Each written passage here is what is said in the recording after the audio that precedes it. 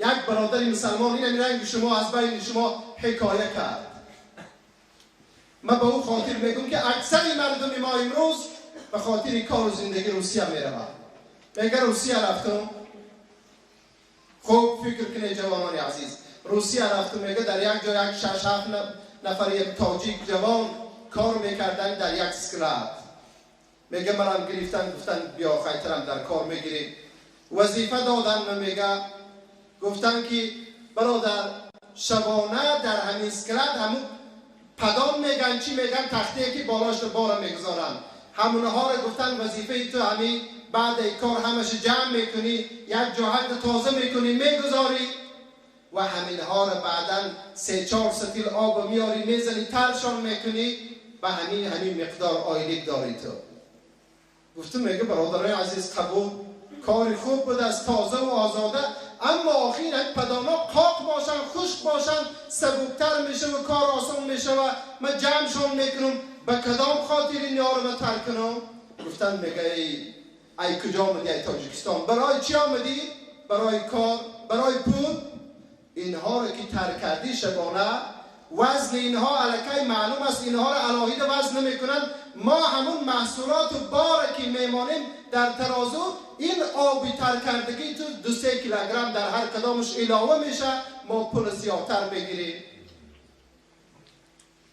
مقصود از اسلام حیاتی درست است، ایمان است، ایمان صدقی به الله است. میگه وقتی اینو شنیدم گفتم میگه برادران عزیز من این کارو نمیتوانم آخی، این خیانت میشه و این جنایت میشه. گفتن میگه به عقل اینا روسن کافرن آخی، ما پول آمدیم. گفتم میگه درست میگه برادران اینها کافرن روسن، اما الله اعوذ بالله من الشیطان الرجیم اعلان در قرآن کرد ای ما مسلمانین ان الله کان علیکم رقیبا.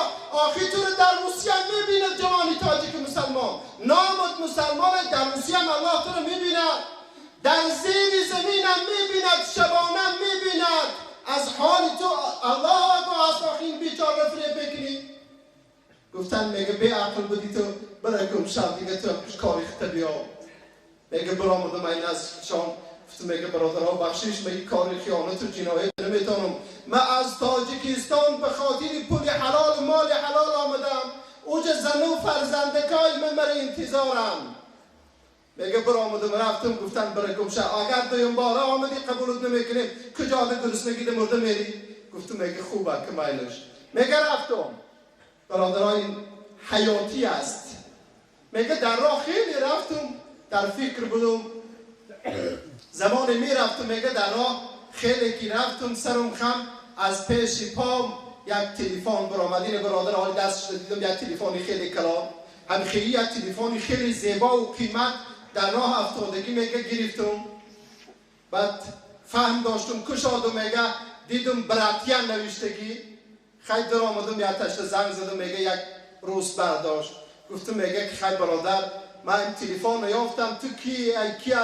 گفت میگه در کجای فلان جا بیستید ای دختره که من شاید گم کرده. میگه آمد میگه یک مردی روس تلفن دادم شه. گفت که چی کار میکنی؟ گفتم میگه نه آمدم بیکارم. تلفن دارم نامرام گرفت. میگه گفت میگه که کجا دی فلان جا، من اگر کار دارم کار پیدا شد زنگت میزنم. پگاه بود میگه که همون مردی روس مرا تلفن کرد. گفتم میگه من همین جدم. گفت میگه فلان جا بیا. رفتم یک کار داد در مهلت 40 روز میگه 50 روبلی 50,000 روسی کار کردم. کاری آسان و تازه بود. میگه خلاصی کلام همگی در مهلت 4 ماه 120,000 روسی به واسطه همون کار کردم. با آورد بلیتم گرفت گسیل کرد. میگه برادران اسلام همین است. زمان بنده خدا در کجای نباشی شما به چشم خیرت بینگرید یک مردی که واقعا از خدا میترسد، تقوا دارد، اگر در این ظلم آوادی یا که در بالا 4 مغزه که در کوی خود در کدام منطقه زمین نباشه او نزد الله قدر داره. زمان نزد الله قدر داری مردم تو رو میشناسن.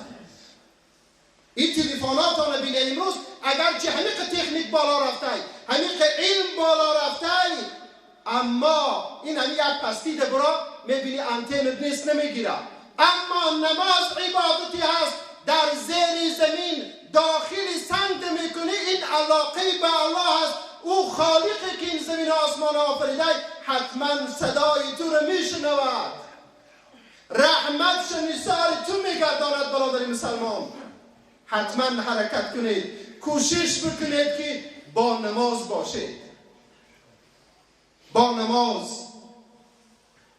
این نماز چنین فضل و فضیلت برای هر کدام ما و شما میارد.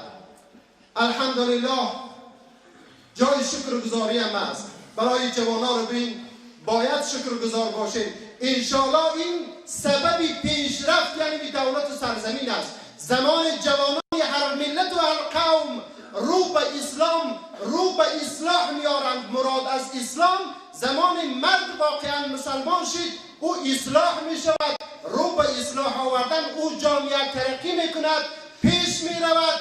حیات اون جامعه حیاتی با سعادت می شود.